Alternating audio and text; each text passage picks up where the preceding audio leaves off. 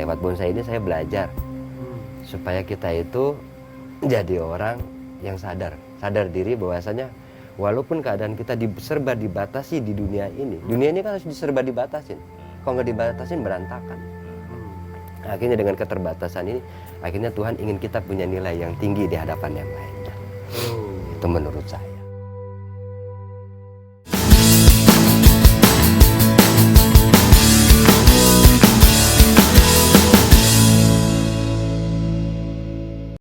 Assalamualaikum warahmatullahi wabarakatuh. Ketemu lagi dengan gua berdua, Gotong dan juga Toto. Masih di channel Cerita Manusia di program Pengen ya Supi. Tok, malam ini kita ketemu Bang Iwan. Di belakangnya ini adalah banyak banget pohon bonsai, Tok. Pohon bonsai kalau secara proses itu kan lumayan lama ya, kurang lebih ya gitu ya, Tok. Kalau bonsai ya, kalau nggak salah ya. Kalau nggak salah benar. Ini kan bonsai pohon yang apa ya, dikerdilkan lah paling tidak ya, kan untuk mencari satu keindahan. Kalau kita lihat itu dibiarkan aja juga kan itu jadi nggak akan kelihatan indahnya gitu. Nah, maksud kedatangan di sini, gue pengen nanya-nanya masalah bonsai sama Bang Iwan gitu loh, Tok. Iya Bang Iwan, ini ngeliat belakang bonsai ini. Bonsai kan butuh waktu ya Bang, kesabaran, kemudian juga apa namanya, sisi keindahan yang mau ditampilkan. Gitu juga kan nggak semua orang punya kemampuan untuk melihat keindahan itu ya. Nah, ini dari segi dasar dalam hal bonsai ini seperti apa nih Bang? Bonsai ini saya senangnya karena filosofi di dalam kehidupan. Filosofi? Iya, filosofi dalam kehidupan. Dimana di dalam bonsai ini, ketika tanaman ini dia dibiarin begitu aja, tumbuh biasa aja. Dan kadang-kadang ya, kita ngambil contoh yang kecil, pohon beringin, pohon yang biasa di pinggir-pinggir jalan.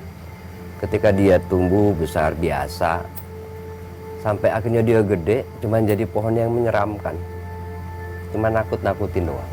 Sampai akhirnya jadi sarangnya, kalau kata orang sarangnya para jin kan gitu.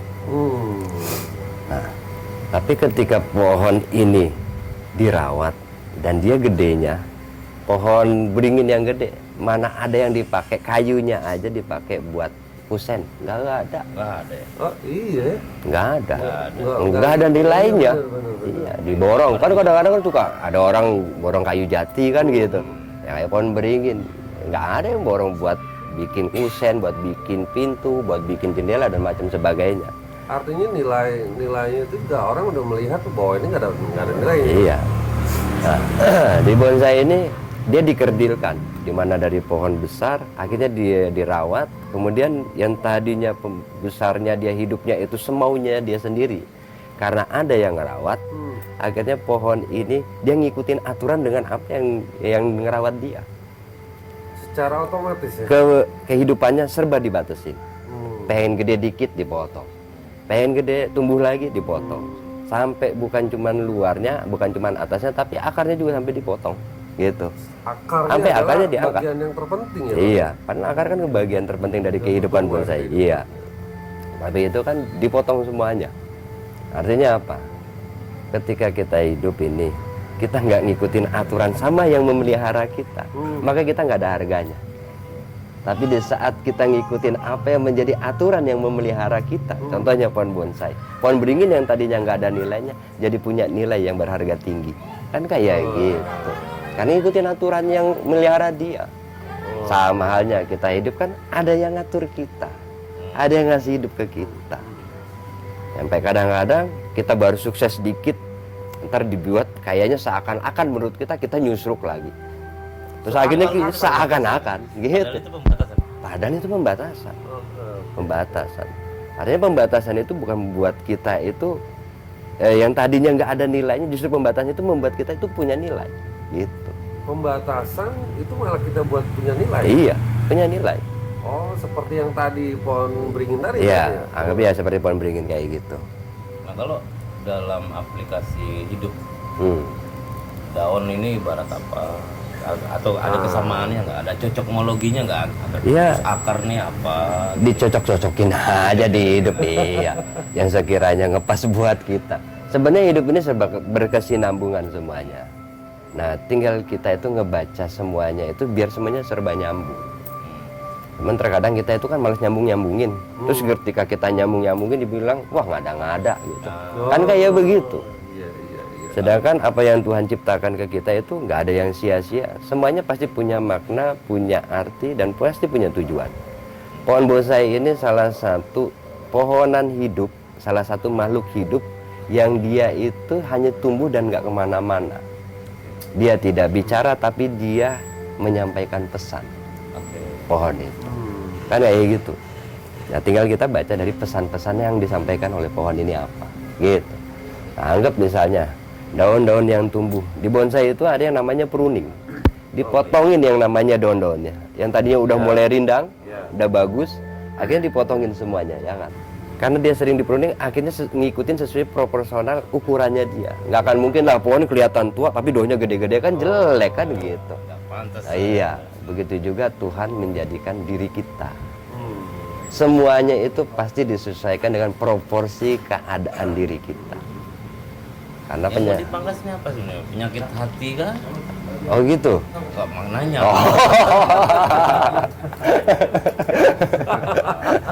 Apa? Penyakit hati kah yang mau dipangkas sama yang memelihara ini sampai kita akhirnya seperti tujuan Nabi Muhammad diturunkan untuk apa, memperbaiki akhlak gitu. Pembatasan ini apakah ke situ arahnya, ke penyakit hati atau seperti apa? Pemangkasan ini tujuannya agar kita kenal ke diri kita sendiri sebenarnya. Iya. Karena kalau ngomongin tentang masalah manusia ini penyakitnya cuma satu. Kala innal insana la yatgha. Manusia itu penyakitnya suka berlebih-lebihan. Cuman itu doang. Cuman itu doang. Apa yang nggak berlebih-lebihan di manusia? Hidup harus baik. Ngerasa paling baik jadi nggak baik orang itu. Oke. Jadi orang yang ngerasa berlebihan, merasa dirinya paling baik, berarti dia berlebih-lebihan. Gitu. Hidup harus mulia. Tapi ketika kita ngerasa paling mulia, berarti kita udah berlebih-lebihan. Semuanya cuma kayak gitu. Nasi kita makan ya boleh-boleh aja. Yang jadi penyakit akhirnya timbulnya haram. Ketika kita berlebih-lebihan. Sampai kita nggak inget sama orang, kan itu aja. Lewat bonsai ini saya belajar. Supaya kita itu jadi orang yang sadar diri bahwasanya walaupun keadaan kita serba dibatasi di dunia ini kan harus diserba dibatasin. Kalau nggak dibatasin berantakan. Akhirnya dengan keterbatasan ini, akhirnya Tuhan ingin kita punya nilai yang tinggi di hadapan yang lainnya. Itu menurut saya. Mungkin dengan pembatasan ini, ketika manusia mengenal dirinya sendiri, justru dia merdeka. Karena pembatasan jadi akhirnya dia jadi merdeka daripada sebelumnya yang seolah-olah merasa merdeka padahal berlebih-lebihan, padahal ngaco gitu padahal. Iya. Mungkin nggak? Mungkin aja. Apa sih yang nggak mungkin di dunia ini? Iya. Kalau melihat dari ini ya Bang, dari filosofi bonsai, pembatasan yang akhirnya melihat keindahan gitu kan. Kalau di kehidupan kehidupan nyata kita sebagai manusia Bang, saya sendiri ya paling tidak, apapun dibatasi kan, kalau ada yang merasa bahwa nggak bebas banget nih gitu. Iya. Tuhan memberikan segalanya tapi kok dibatasin gitu Iya. kan pasti ada perasaan-perasaan seperti itu yang manusiawi lah saya pikir ya, dengan sifatnya manusia gitu. Nah, apakah nggak seperti maksudnya apakah akan bentrok dengan pandangan yang manusia ingin Tuhan memberikan segalanya loh padahal gitu. Pembatasan yang dimaksud itu apakah pembatasan rizki yang diberi sama Allah kepada kita gitu Bang? Tuhan itu nggak punya batasan. Tapi kita yang diciptakan Tuhan, semuanya itu kan serba terbatas. Apa yang nggak terbatas sama dengan diri kita sebagai manusia? Lebih ke situ. Umurnya kebatas. Terus pikirannya juga terbatas, pengetahuannya terbatas, segala-galanya terbatas di diri kita. Kan kayak gitu. Nah, kenapa Tuhan ini ngasih kita keterbatasan di hidup? Karena Tuhan ini memberikan sesuai proporsinya diri kita. Balik lagi proporsi. Proporsi. Intinya bahwa semuanya sesuai dengan proporsi. Iya, sesuai Ya, dengan Tuhan proporsi. paling mengenal ciptaannya Pak. Iya. Itu udah pasti. Cuman kebanyakan akhirnya kitanya yang lupa, dikasih umur terbatas, lupa kalau umur kita dibatasi. Iya gitu. Nah, Kadang-kadang seperti gitu. Iya, gitu. Merasa hari ini kok masih sehat, besok udah pasti sehat gitu kan. Tobatnya ntar aja. Ntar aja. Nunggu tua gitu. Padahal mati nggak harus tua. Iya. Kadang ada yang mati. Iya. Duluan aja Tom. Duluan aja. Nanti gue selalu. Nanti siapa yang ngangkatin gue dong kalau lu yang, duluan? yang penting gue ada host yang buat openingnya aja. Oke. Nah kalau di kehidupan manusia sendiri, sisi apa yang keindahan apa sih Bang yang mungkin bisa dikaitkan yang sama dengan proses keindahan bonsai itu Bang? Kalau untuk keindahan orang hidup, ketika dia itu mampu ngikutin apa yang sudah menjadi batasannya dia. Mampu mengikuti apa yang sudah jadi batasan. Iya. Ketika dia tahu batasannya, akhirnya karena dia tahu batasannya, ya sudah, itu akan jadi keindahan buat dia. Contoh begini, mungkin dia ini seorang anak punya orang tua, ya, orang tuanya mohon maaf mungkin dibilang kehidupannya itu sederhana atau orang nggak punya apa-apa. Karena didikan dari orang tuanya, akhirnya dia itu kerja di satu perkantoran, kemudian dia sukses. Oke. Ya, Ya. akan jadi orang yang kaya raya, dia berhasil. Nah, dia tahu bahwasanya dia itu lahir dari keluarga nggak mampu, Oke.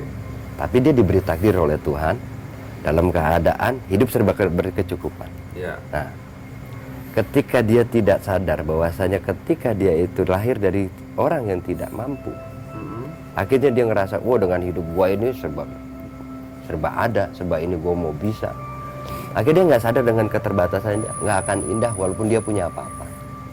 Nggak akan indah. Pertama, dia akan ngerasa dirinya lebih baik daripada orang tuanya. Akhirnya tingkah lakunya dia pasti akan buruk kepada bapak ibunya.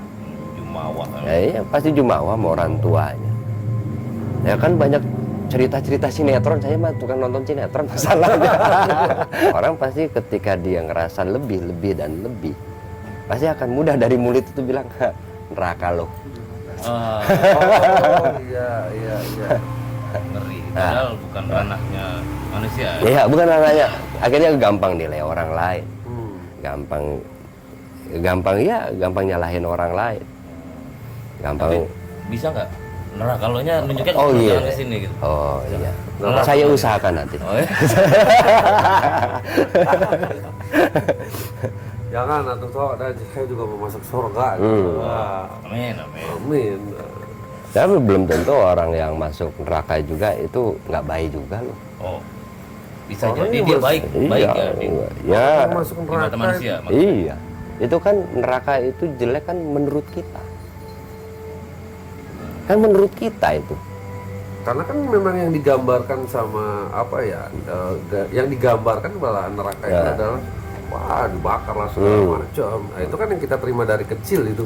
Gambaran seperti itu, Bang Iwan. Tapi kan menurut Allah kan ketika yang satu perbuatan kita yang nggak baik, kenapa Allah ciptakan neraka? Kenapa Tuhan itu menciptakan neraka? Karena Tuhan juga masih sayang sama hambanya. Buat orang-orang yang nggak mau ngikutin aturan, yang dia nggak mau pakai batasan-batasan ini, kasihan kagak dikasih tempat, dan lu masuknya sini aja, lu masih dikasih tempat sama Tuhan. Dan mungkin juga nambahin ya, mungkin aja kayak gini. Api lu adem, buat dia adem. Kayak Nabi Ibrahim kan dibakar nggak apa-apa. Iya. Lu adem ya buat dia. Ada cerita juga di salah satu kitab yang ceritain dari Gus Baha itu, pada cerita beliau begini. Ada orang yang selama hidupnya itu cuma zikir. Karena zikir ini perintahnya Tuhan, dan tiap hari dia hanya berzikir kepada Tuhan. Sampai akhirnya karena ditakdirkan dia masuk neraka, akhirnya di neraka dia tetap zikir. Ya Karim, ya Karim, ya Karim, dia tetap zikir. Akhirnya malaikat datang ke dia, tanyain, kamu masuk neraka kok masih zikiran, kenapa? Katanya. Apa hubungannya zikir sama neraka? Cuman begitu doang. Nah sekarang gini, kita aplikasikan neraka di dunia, kita kan kejauhan nih mikirnya nih. Iya. Ke dalam satu kehidupan yang kita nggak tahu. Ya. Belum tahu. Ayo, kita bicara surga dan neraka yang ada di dunia ini.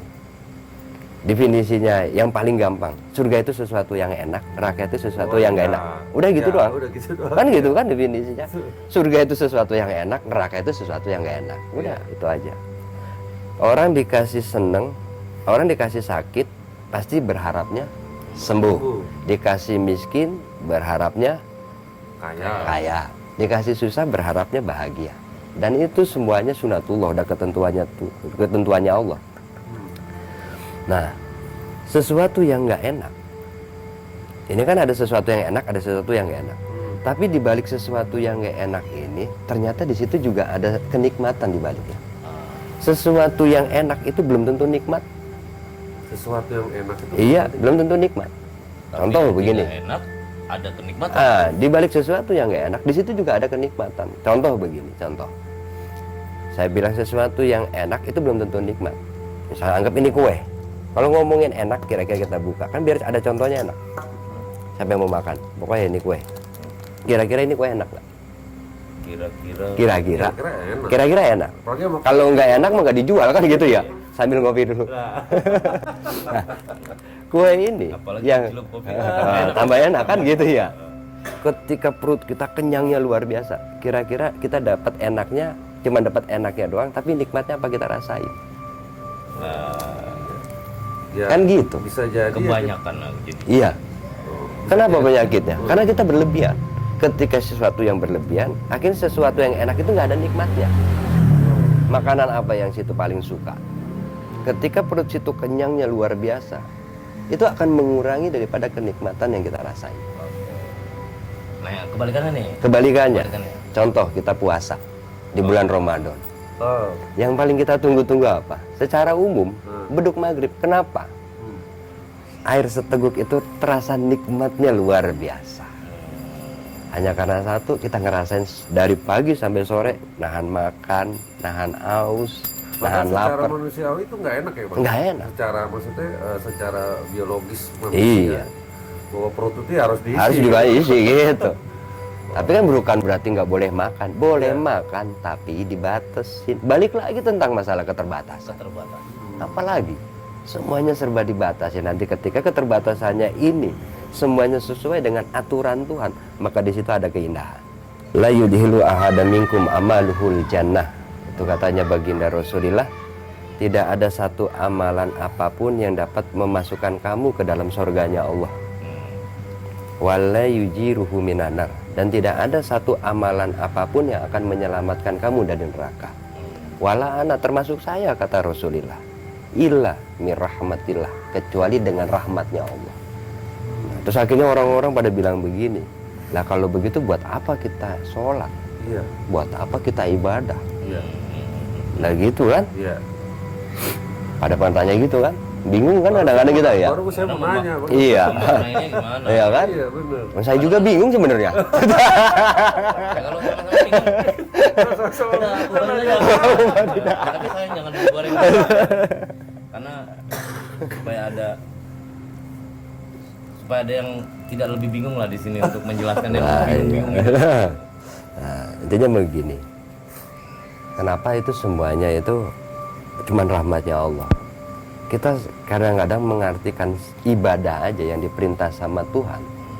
Ibadah-ibadah, suruh sholat, suruh puasa, suruh berbuat baik. Itu terkadang karena kita ngikutin apa yang kita kepengen. Ada maunya, ada pamrihnya. Sedangkan Tuhan itu bilang ke kita, wa ma khalaqtul jinna wal insana illa liya'budun. Tidak kujadikan jin dan manusia kecuali untuk ngabdi kepadaku. Cuma jadi hamba doang. Kenapa Allah perintahkan kita sholat? Kenapa Allah perintahkan kita ngelakuin baik? Karena kebaikan yang kita lakuin, ibadah perintah-perintah Tuhan yang kita kerjain, itu semuanya buat kita kok, bukan buat Tuhan. Itu buat kita, bukan Kalau buat yang buat Tuhan. Tuhan apa? Yang buat Tuhan nanti dulu, yang buat kita Oh dulu. iya, yang buat kita dulu. Yang buat kita tuh. Kalau Tuhan nggak berharap apa-apa dari kita. Tuhan nggak berharap apa-apa. Iya. Nggak butuh apa-apa. Ya, yang penting buat kita dulu. Kalau masalah ketuhanan ini terlalu jelimet, gitu. Kalau yang buat kita kan kalau kita kelihatan. Oke. Kalau Tuhan nggak kelihatan. Ya, yang buat kitanya aja. Ada nggak seorang maling? Ketika dia ngelakuin maling, pengen dibilang dirinya maling? Nggak ada. Malah teriak maling. Iya, malah dia teriak maling. Malah teriak maling. Dia nggak akan pernah mengakui dirinya Maling. maling. Tapi banyak nggak orang ngelakuin baik, pengen dibilang dirinya baik? Banyak. Banyak. Banyak, Bang. Harusnya hidup itu kayak maling. Yang kita lakuin, maling yang ngerjain pekerjaan maling, nggak akan pernah dia menunjukkan kerjaannya dia tuh maling. Oke, jadi harus banyak belajar sama maling. Jadi gini, kita nggak usah ngarep baik. Sama kayak halnya maling. Orang maling, dia diumpetin serapi-rapinya dia. Pasti suatu saat akan ketahuan dia itu maling. Begitu juga orang ngelakuin kebaikan. Iya. Nggak usah nyari nama baik. Pasti dulu dapat baik. Gak usah cari perhatian. Nggak usah percaya, nggak usah pengen mendapat penilaian orang lain. Udah jalanin aja baik. Bang Iwan, Gitu. sore dipotong nih. Tadi yang bahwa ibadah yang kita lakuin itu bukan untuk Allah, itu kan Iya. semata-mata memang untuk kita. Buat kita. Tapi kebanyakan seperti saya contoh lah ya, wah gue belum sholat, gue takut dosa, Ah, gue takut dosa. Takut dosanya itu kan bukannya dia, maksudnya gini loh, itu kan batasan juga tuh Bang Iwan. nah, Kemudian kalau gue sholat gue dapat pahala, hmm. apa itu termasuk Bang Iwan? Itu kan imbalan ya. Iya imbalan. Imbalan, tapi itu kan imbalan itu memang sudah Sampaikan. maksudnya disampaikan gitu Bang. Apa nggak ada apa ya? Kan nggak salah juga gitu. Nggak salah. Aku sholat biar dapat pahala. Iya. Aku sholat duha biar rezeki gue lancar. Iya. Dan memang itu yang saya terima seperti itu gitu loh Bang. Nah, Yang bilang gitu kan Tuhan ya. iya. Yang ngasih iming-iming itu siapa kan Tuhan. Iya. Ya kan Tuhan. Heeh. Nah, itu tanda bentuk kasih sayangnya Tuhan ke kita. Nah, sekarang gini, Tapi itu bukan bagian dari kita mengharap. iya itu mengharap, tetap berharap. Dan manusia itu kan karena punya kadar iman yang bertingkat-tingkat. Contoh gini, dulu kita masih kecil, sama orang tua sering diiming-imingin. Dek, kalau kamu dapat 10, nanti dikasih permen. Kan kayak gitu. Tapi kalau udah kuliah apakah harus kayak gitu? Kan enggak juga kan? Nah, terus sekarang, misalnya Mas Toto atau Mas Toto disuruh sama orang tuanya, tolong angkatin meja. Apakah situ berani bilang sama orang tua situ, ibu mau ngasih balasan apa ke saya kalau saya ngangkatin meja? Jadi yang tadi maksudnya buat anak kecil toh. Artinya gini. Oh kasarnya begitu. Ya. Tapi Sekarang sebelum kita lanjut ke perbincangan yang selanjutnya, kita cut dulu, kita istirahat dulu untuk mendinginkan kamera yang sudah agak panas.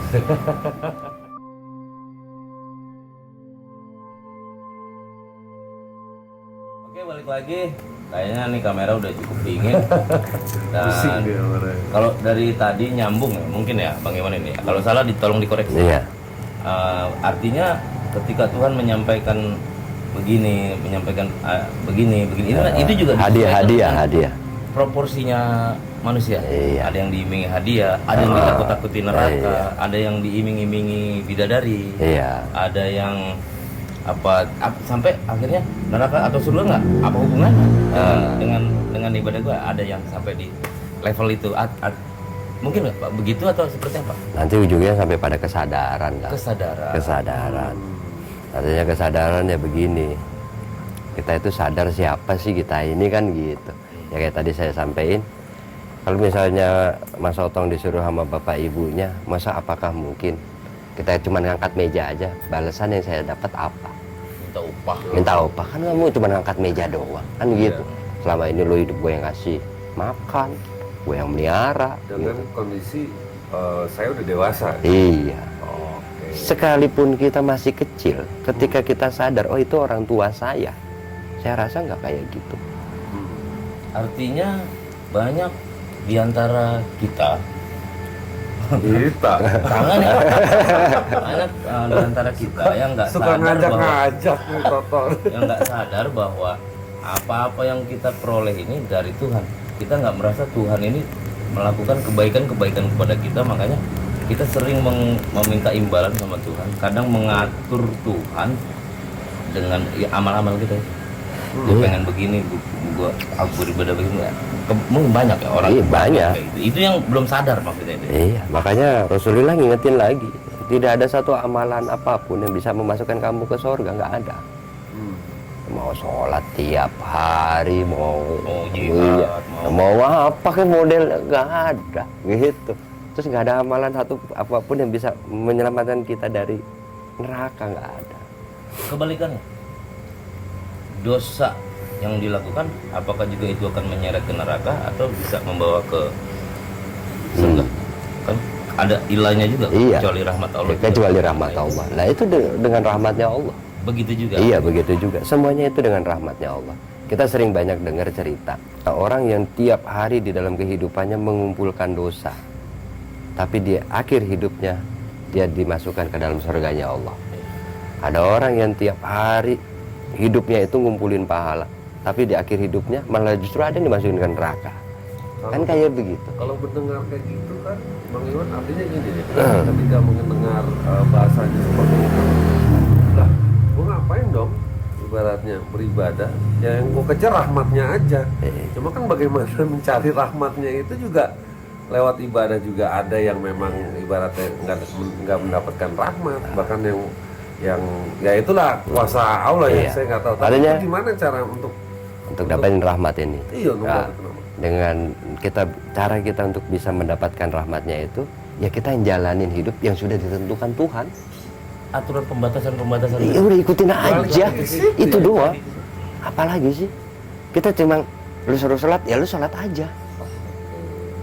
Terus masuk kita sholat, ya Allah, gue dapat apa dari ini? Kalau gue sholat udah berapa? Iya. Kayaknya kan nggak pantas banget gitu. Masa Kita ke orang tua lah, anggapnya kayak gitu. Masa ngangkat meja Minta, kursi. misalnya, Wah, pantas banget. ngangkat meja doang. Nggak pantas banget gitu. Nah, Masa kamu mau cuman- dapet cuman ngasih kotak amal 1000 minta surga paling tinggi lagi. Oh ya nggak pantas banget lah kan ya gitu. Ya tapi kan Iker, gitu. diiming-iming itu kan 10 kali lipat. Oh, Iya, gitu kan. Itu iming-iming juga gitu kan. Allah itu sampai ngomong 1 dibalas 10. Iya. Siapa yang mau bayarin amal yang jelek dibalas 10. Amal yang jelek gitu. Nah, Sekarang kita tanya sama diri kita, sudah sebaik apa amal kita? Tapi Tuhan ini mau ngebayarin 1 amal kebaikan kita, gue balas 10. iya. Kalau kita ke orang, barang yang cakep aja masih kita tawar, nggak bisa kurang ini. Kan gitu. Cuman Tuhan Kalau enggak. bisa kita lobby terus sampai gratis. Kalau udah di lobi, udah deal-dealan nggak jadi. Eh. Kan kurang aja. PPD lo pegang-pegang doang gitu. Nah itu semuanya artinya ya bentuk kasih sayangnya Allah. Allah itu sayangnya luar biasa sama kita. Dan kita nggak usah nyari apa sih ya. Lo tuh nggak usah ngarepin apa-apa, itu semuanya udah gua atur, udah gua kasih. Tinggal lo sekarang nikmatin, jalanin, syukurin. Udah itu aja.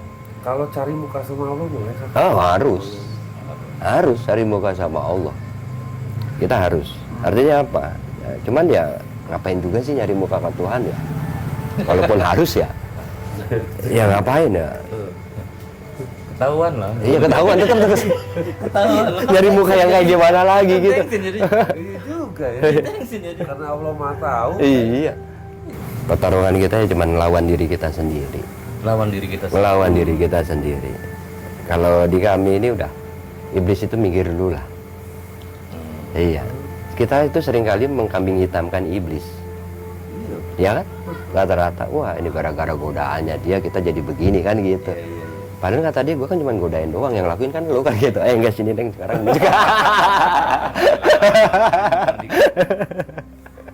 Tapi nggak apa-apa Bang Iwan kalau digoda sama iblis yang baik. Iya. Nah, tapi beruntung kalau kita masih banyak yang godain, berarti masih laku kita.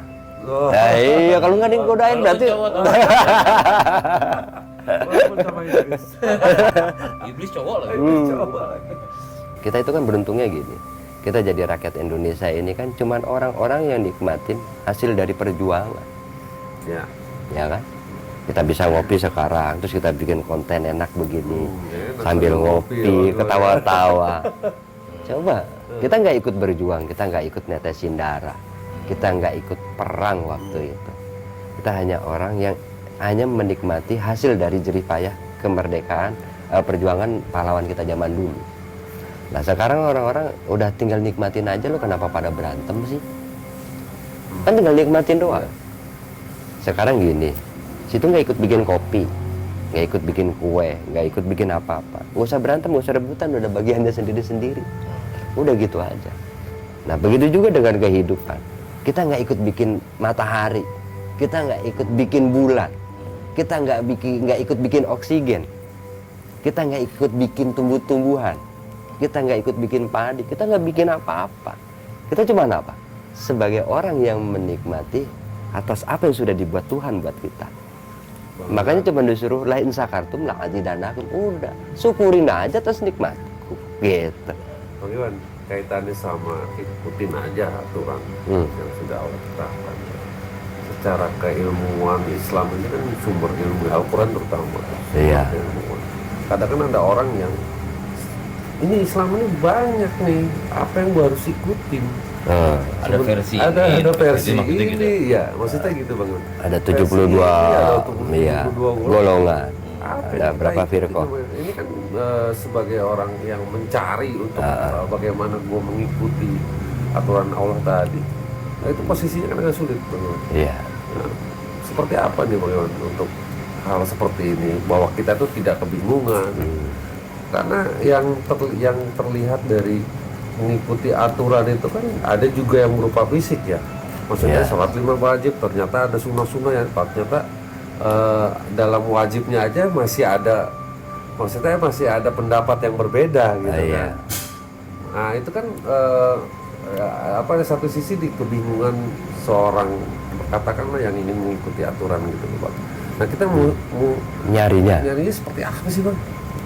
Ya, Gimana kita nyikapin aturan yang apa menurut gue ya udah ini menurut gue benar kok. Atau seperti apa itu Bang? Kalau saya pribadi begini, ini saya pribadi. Saya belajar dari guru-guru saya. Islam ini kan terbagi 73 golongan, 72 golongan. Hanya satu yang selamat, Ahlussunnah wal Jamaah kan gitu ya. Dan semuanya 72 golongan ini bilang, "Wah, gua Ahlussunnah wal Jamaah. Gua bener gitu." Iya. Kan gitu ya. Akhirnya kita yang awam-awam itu kan bingung. Betul. Saya juga bingung dulu, sama dengan Mas Otong juga sama. Mampus lo tuh. Ayo lo tuh. Apa-apa. Tapi jangan semakin bingung lah. Iya. Makanya saya cari tempat supaya nggak bingung kan gitu ya. Saya nyari jalan keluarnya supaya nggak bingung dengan keadaan yang kayak begini. Sedangkan Islam ini rahmatan lil alamin, isinya adalah kebaikan semuanya.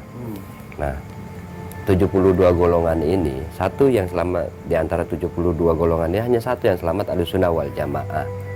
Nah, Ahlussunnah wal Jamaah ini ya yang saya sampaikan ini sebatas pengetahuan saya dan apa yang saya jalanin. Yang saya jalanin cuma gini. Menurut guru saya semuanya itu baik. Ketika kita ngerasa dari satu golongan kita ini ngerasa paling baik, maka kita termasuk dari 72 golongan yang nggak selamat. Oke. Kan penyakitnya ada di kita ngerasa baik. Balik lagi. Iya. Ada Wahabi, ada Muhammadiyah, Iya.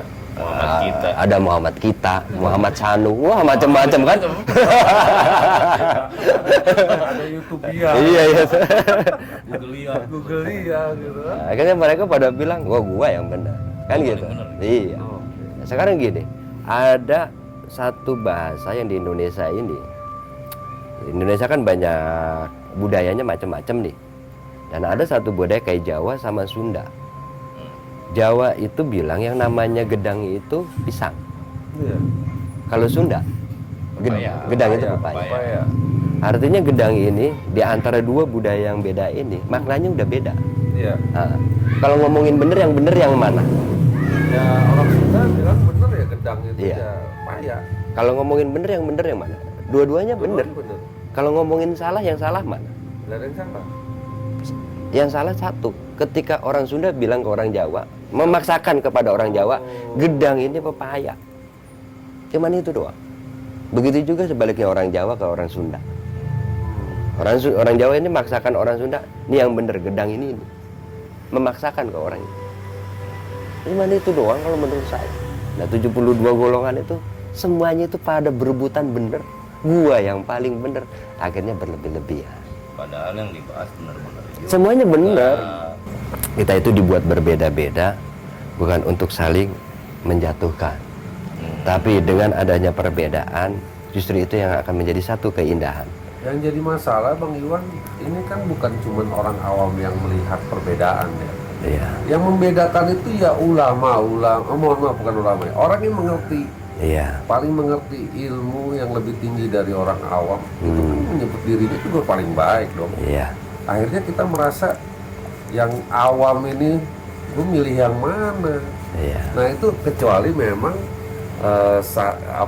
saat ini posisinya adalah saya mencari nih, kalau tadi penjelasan Bang Iwan, ya udah kalau lu yang merasa paling benar, cuma kan melihat yang di pandangan kita sendiri ini adalah orang-orang yang berilmu nih, yang saling gitu loh Bang, Iya. yang saling membenarkan dirinya sendiri dengan dalil-dalilnya. Cuman kalau saya melihat, ya saya bingung juga Bang.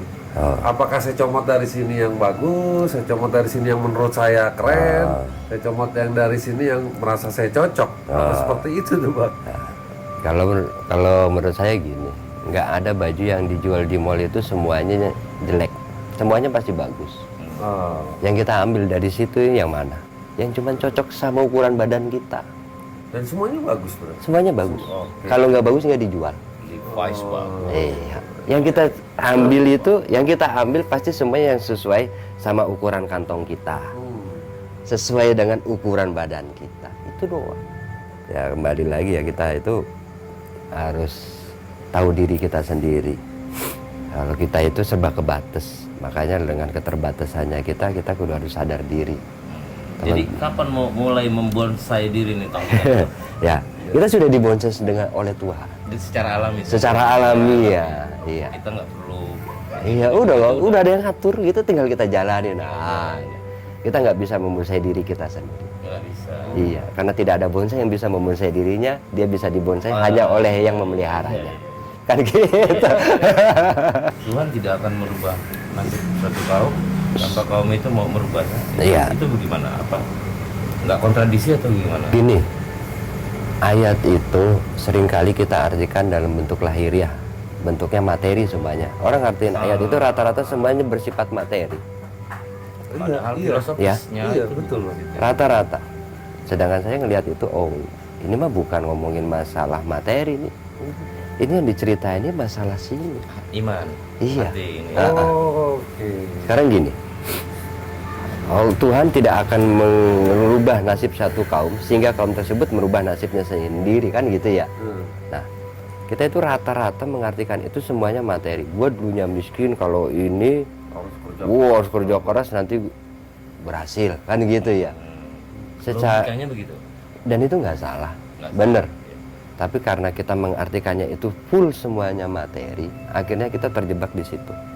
Sedangkan untuk ayat itu, saya mengartikan itu bentuk Tuhan itu menyampaikan itu, ini masalah iman.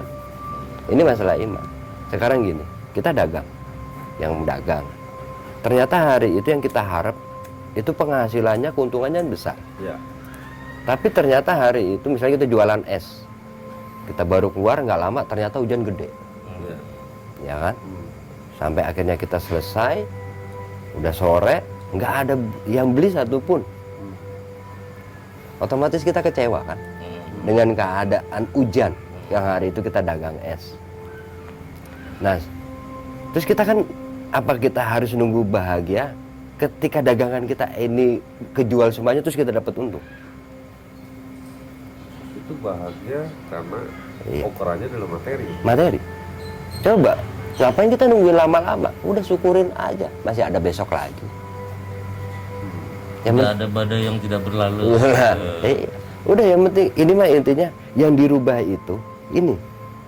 Yang tadinya kita suka berkeluh kesah, hari itu rubah supaya kita bersyukur. Ketika hari itu kita bisa bersyukur, nggak usah nungguin besok buat bahagia, hari ini kita bisa bahagia. Detik ini pun bahagia. Iya.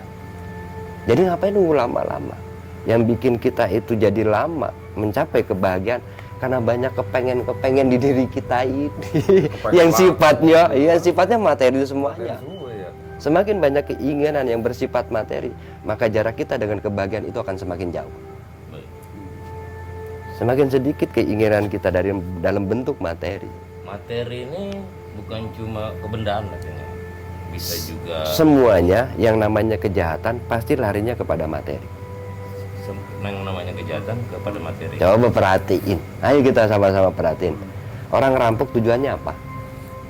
Materi. Orang ngebunuh tujuannya apa?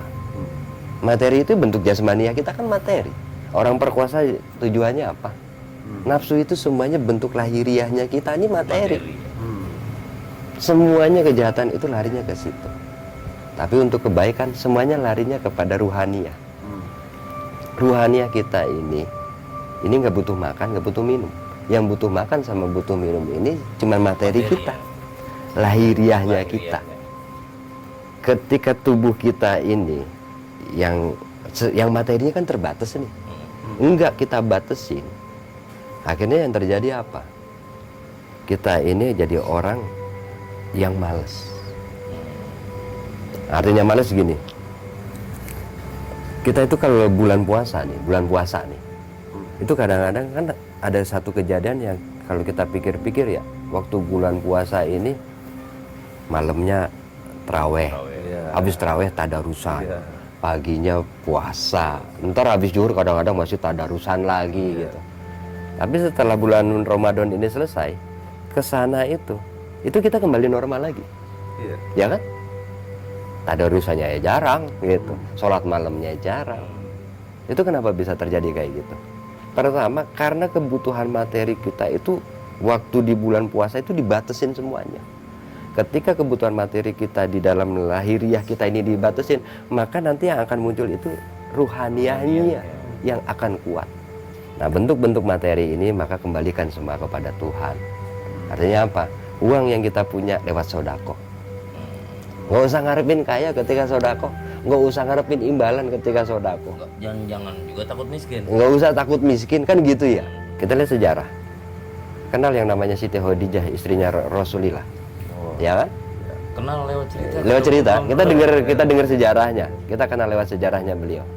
Beliau sebelum nikah sama Rasulullah adalah saudagar yang kaya raya, ya kan?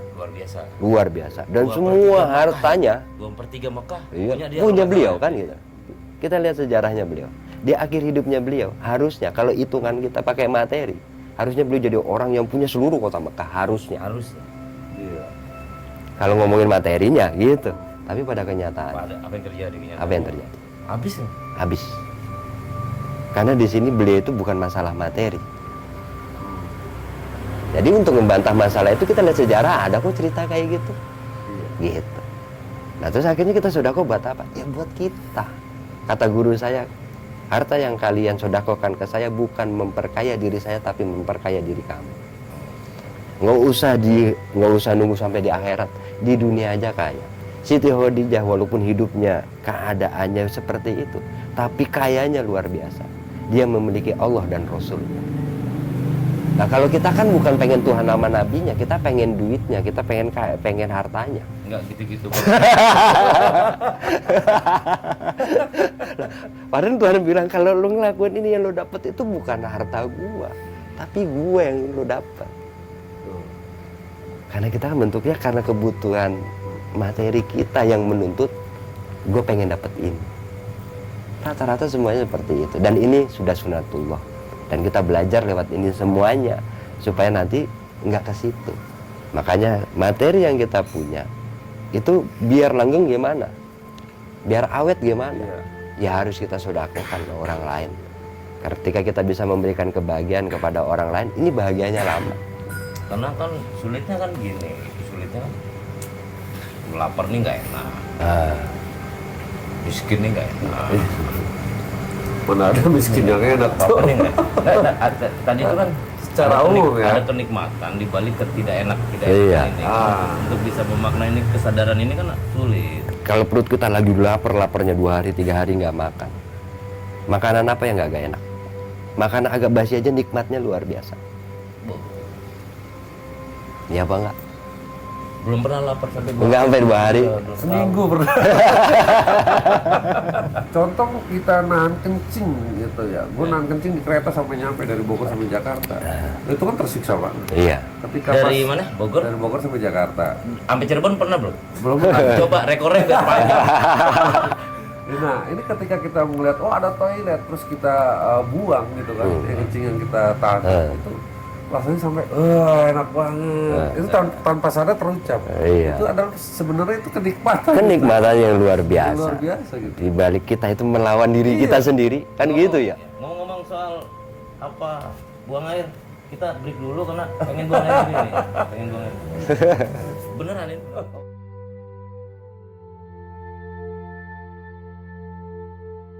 Oke, balik lagi. Masih soal apa tadi? Penderita di kebahagiaan itu ternyata membutuhkan penderitaan itu. tadi Iya. ya. Di balik penderitaan ada Kebahagiaan. Ada kebahagiaan. Di balik kebahagiaan, apakah ada penderitaan? Ada, pasti ada. Karena orang buat dapetin bahagia itu harus menderita. orang dapetin bahagia harus Iya, contoh gini, kita mau kerja mau dapetin duit, ya Oh, iya. harus mau macam-macam lah. gajian kita udah bahagia banget. Iya udah bahagia kan, gitu. Benar-benar juga. Karena ketika lu nggak kerja apa-apa, lu gabut, rasanya nggak enak ya. Walaupun dapat duit, tapi gabut gitu. Ada di kantor gitu misalnya, tapi nggak ada kerjaan ngapa-ngapa. Gajian tetap gajian nggak enak rasanya. Iya. Kurang enak gitu. Karena kurang banyak. Cukup buat kopi doang. Apalagi jadi host profesional. Belum pernah gajian ini kan gimana ini? Alhamdulillah digaji sama kopi, nasi padang. Wah. Itu kan rezeki juga. Pengaruhnya luar biasa. Baru Wah. baru apa nih 30 menit. Nah, kalau yang saya rasain gini, asal kita tulus ngejalanin kehidupan kita, itu bayarannya luar biasa. Tulus ngejalanin. Iya, jangan udah seneng aja. Artinya tulus ya, mungkin kita ribet gitu ngartiin tulus ya. Iya. Mendefinisikan tulus itu jelimet gitu. Paling gampangnya bahasanya itu kita bahagia ngejalaninnya. Gitu. Bahagia ngejalanin. Bahagia seneng aja ngejalaninnya gitu. Terima, senang. Terima iya. Saya pernah ceritanya waktu itu nyaloin. Saya itu cuman kadang-kadang kalau ketika kita nyaloin, saya kan calo sebenarnya aslinya, ustadz usaha tanpa dana sebenarnya. Maklar. Nah, ketika kita nyaloin, saya kadang-kadang teman-teman juga nanya, Wan, lo bagian pembeli apa penjual katanya? Ada di bendera mana? Bendera mana? Kalau gua ada di orang yang nganggap gua. Ah, Ya udah gitu doang. Kalau nggak ada yang nganggap ya kagak apa-apa. Nah itu baru sebenarnya. Kalau ada yang nganggep gimana? Ya nggak ada yang nganggap ya kagak kenapa-napa. Karena Tuhan akan selalu menganggap saya sebagai hambanya. nggak akan pernah dilupakan. Dah nggak akan. Nggak akan pernah dilupakan. Yang repot kalau udah nggak dianggap sama Iya, Tuhan itu. yang bahaya itu kalau nggak dianggap, gitu. Nah, Iya, bener. nah kadang-kadang sampai kayak gini, pasti ini kita nggak dinilai sama orang lain, nah itu biasa aja. Walaupun secara manusiawi pasti ada yang gendumel, pasti yang kecewa, itu ya itu biasa, itu sunatullah. Itu Gitu. biarkan lah. Lah itu biasa, itu kan bagian dari perjuangan. Iya. Perjuangan kita yang sesungguhnya kan melawan diri kita sendiri. Oke. Sekarang misalnya kita kayak gitu langsung tulus begitu, lu berjuangnya kapan? Masa berjuang rapi emang mau kondangan? Ya kan gitu. Nah berjuang mah ada yang lecet-lecet wajar. Bawanya senjata. Iya, namanya perang itu pasti ada yang kita nggak bisa jalan terus sampai kaki luka-luka itu wajar aja. Ketika kita ngelawan diri kita sendiri kan pasti ketemu hal yang kayak gitu. Sampai Kalau satu ada luka, ingat yang tadi juga. Sumber perjuangannya kita cuma melawan diri kita sendiri. Kita nggak bisa ngerubah orang lain. Kita nggak bisa ngerubah istri kita yang suka marah ke kita, nggak bisa. nggak akan pernah bisa. Nggak akan. Nggak akan pernah bisa. Saya sering, ini mah cerita rumah tangga saya, yang selalu saya ingetin ke istri saya. Cuma satu, ketika ada sesuatu yang nggak pantas, yang nggak enak, yang nggak sesuai dengan apa yang lo harapin ke gua, gitu. Lo jangan ngarep ke gua. Gua itu bukan punya lo. Yang punya gue itu Tuhan gua. Kalau lo pengen gua berubah, cuma satu caranya. Minta sama yang punya Sama yang punya gua. Oh, iya. Karena yang akan merubah diri gua itu bukan gua. Kalau ngomongin pengen berubah, gua tuh pengen berubah. Iya apa enggak? Kita itu pengen berubah supaya lebih baik lagi. Tapi apa daya kita? Tetap aja kita udah berbuat begini salah, berbuat begitu salah. Sama, saya ke situ juga, gua nggak akan pernah berharap kan, bro. Kecuali ketika habis berantem begitu, saya gelar sajadah, ambil wudhu, bilang sama Tuhan, saya redo, ya Allah, apa yang dikatakan istri saya, apabila itu menyakitkan hati saya, demi Allah saya sudah maafkan, maka maafkanlah dosanya. Saya cuma begitu doang, dan hanya Engkau yang bisa merubahnya. Sehebat apapun ilmu yang saya punya, sehebat apapun kemampuan yang saya ada, itu nggak akan bisa merubah orang lain kecuali Engkau yang merubah. Karena tidak ada bonsai yang bisa membonsai diri. Iya. Balik lagi ke batasan bonsai. Nah, kita cuma nyerahin aja semuanya kok. Begitu juga rezeki sama kehidupan kita semuanya udah ada yang ngatur. Tinggal jalanin doang. Kata Sayyidina Ali, sesungguhnya diri kita adalah di saat kita sendirian. Ya, gue lagi sendirian itu nggak ada pasangan. Gak usah dibilang, gue udah tahu. Nah, gue promo sama yang nonton. Nanti Kali ada yang email. Dicari sama Bang Iwan. Gampang. Udah ada yang Tinggal minta doang, udah ada yang ngatur. Nah, Minta itulah. dipercepat apa ntar-ntaran. Iya, tenang aja. Piknik dulu kemana gitu. Kalau kata guru saya gini, kata guru saya itu, apa yang kamu yakini itu nanti yang akan ditampakkan oleh Tuhan. Ketika kita khawatir, terlalu dibesar-besarkan kekhawatiran kita. Dari kekhawatiran yang berlebihan ini, akhirnya keyakinannya ini luar biasa bulatnya, dan itu yang akan kita rasain dari apa yang kita yakin.